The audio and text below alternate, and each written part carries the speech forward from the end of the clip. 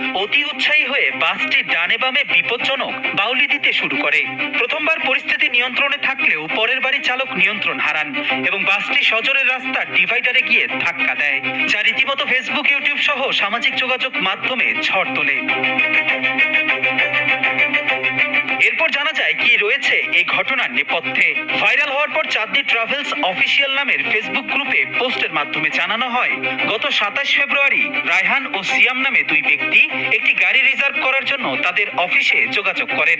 5+ star rating প্রাপ্ত দেশের সর্বোচ্চ বিদ্যুৎ সাশ্রয়ী ওয়ালটন এসি স্মার্ট কমফোর্ট এখন নেক্সট লেভেলে। তাদের ভাষ্য অনুযায়ী বন্ধু বান্ধবদের নিয়ে বগুড়ার মাটিডালি মোড় থেকে নাবিল হাইওয়ে রেস্টুরেন্টে ইফতার করার উদ্দেশ্যে যাওয়ার জন্য গাড়িটি ভাড়া নেন। তাদের অনুরোধে চাঁদনী ট্রাভেলস কর্তৃপক্ষ একটি গাড়ি রিজার্ভ করে দেয়। গাড়িটি কোম্পানির গ্রাউন্ড থেকে বের হওয়ার পর গন্তব্যে যাওয়ার পথে চালক বেপরোয়া গতিতে গাড়ি চালানো শুরু করেন, যা ভাইরাল হওয়া ভিডিওতে দেখা গেছে। তবে চালকের দাবি, রিজার্ভ নেওয়া যাত্রী রায়হান ও সিয়ামের চরম উস্কানিতেই তিনি উত্তেজিত হয়ে এমন ঝুঁকিপূর্ণ গাড়ি চালাতে ও বাউলি দিতে বাধ্য হয়েছেন।